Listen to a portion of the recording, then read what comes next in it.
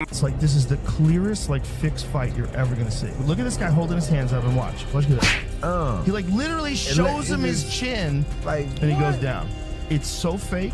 Look at, I mean, he's got nothing. It's I wish that I could have knocked him out at the start, but as we saw, he came to my ears and whispered, "Please be easy on me." He thought I'm Mike Tyson, and I will follow his script 40 seconds after I broke the clown's jaw. We are boxers, not content creators. I wish that I could have knocked him out at the start, but as we saw. The day after I woke up and told my wife, "Why did I do that?" I don't know. I just don't know what the hell goes on. I remember one thing. I had a very hard moment in that part of my life, but I assure you, in that age, I could have put that clown in the first round, but I sold my soul. And you could only take so much, and at a certain, like that one that he got from Joshua, ooh. You know, say if you have like a punch card, you have like so many punches that you can get in your life, which I believe you do. I believe there's a certain number.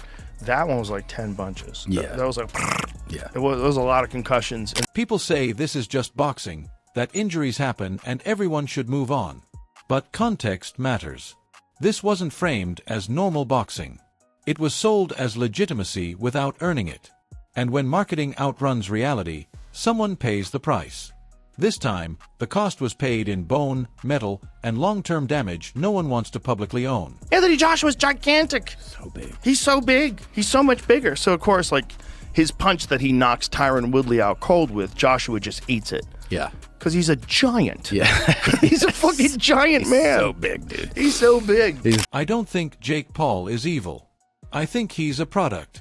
And products get pushed until they break.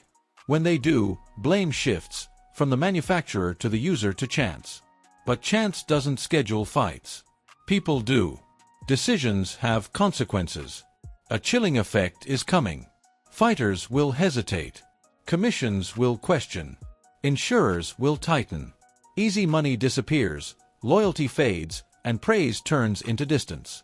Fans enjoy spectacle, but they still crave authenticity, and Anthony Joshua delivered it raw, making diluted versions harder to sell. Jake Paul, pin him down and hurt him. That has been the request leading up, and that what was on my mind. It took a bit longer than expected, but the right hand finally found it. Then came the rumors. Days after the fight, allegations surfaced that Jake Paul tried to bribe Anthony Joshua. I replay the knockout in my head, and it gets uglier every time. Because this wasn't just Jake Paul getting hurt. It was a business model crashing into real violence on a global stage. And when that happens, truth isn't protected, leverage is. Statements get trimmed. Questions go unanswered.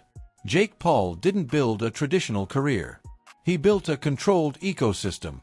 And the moment Joshua refused to cooperate and fought like a real heavyweight, the illusion collapsed. Seemed to me like sparring. Yeah. When I watched it, which, you know, look, I paid for it. They got me. I thought it was going to be a real fight, but I'm not mad.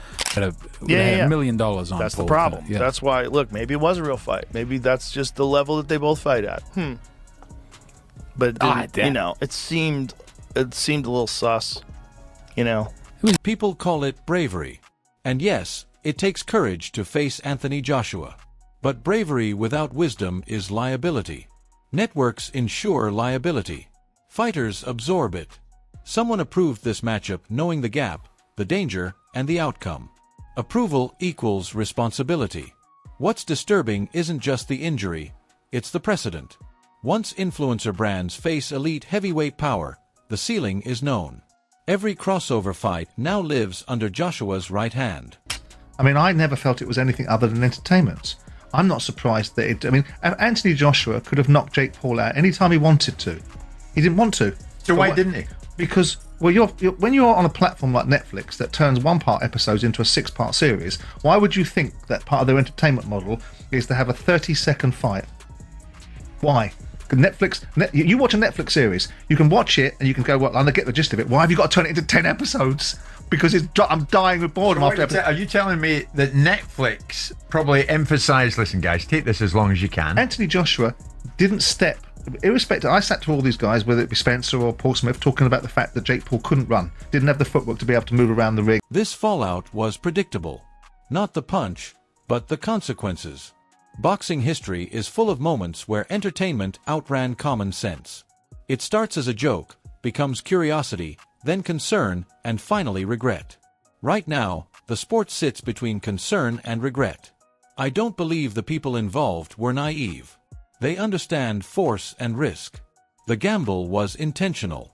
What wasn't planned was how final, decisive, and exposing it would look, and that's when truth starts leaking. So nuts, right? Just the fact that he's willing to fight the two-time heavyweight champion, former Olympic gold medalist. Yeah. A guy who's gigantic in his prime, built like a Greek god. Yeah. And you're going to stand, and he's a one-punch killer. And you're going to stand in front of that guy, and he avoided shots till the 6th round. He just started getting tired. Mike Tyson's memory loss comments still matter. Those weren't throwaway lines. They were warning flares. That unease was buried under hype until Joshua's knockout brought it back. Fighters don't see drama here. They see timing, distance, intent, and the moment Jake Paul realized the safety net was imaginary. Imaginary safety nets end careers.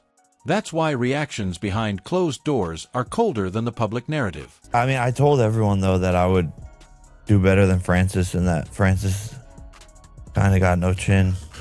So Francis low-key soft. You made it further than Francis. Yeah. So I mean, by 6, he won 6 rounds.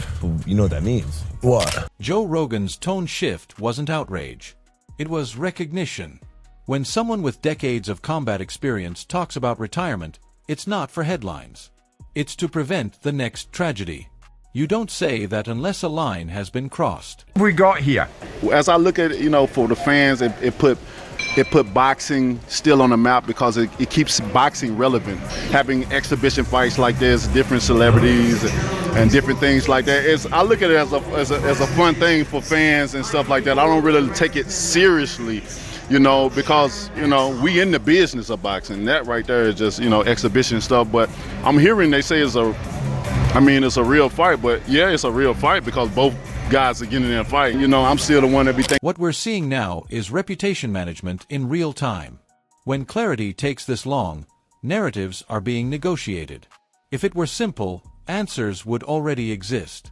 Instead, we get noise, distraction, and reframing, making everything feel layered and uncomfortable. I mean, Simon, when you look at it, Jake Paul posted on Twitter after the fight, jaw broken, heart and balls intact. That's a good thing. Time to rest, recover, and return to cruiserweight. I mean, he's coming out of it as if, I got battered in the end, but boy. Anthony Joshua isn't a hero or a villain. He's an accelerant. He didn't create the system. He exposed it faster than planned. One punch removed control, and control was the currency. Afterward, Joshua didn't celebrate. It was just work. That contrast exposes the gap between real fighters and manufactured stars. Jake Paul carries more than bruises now.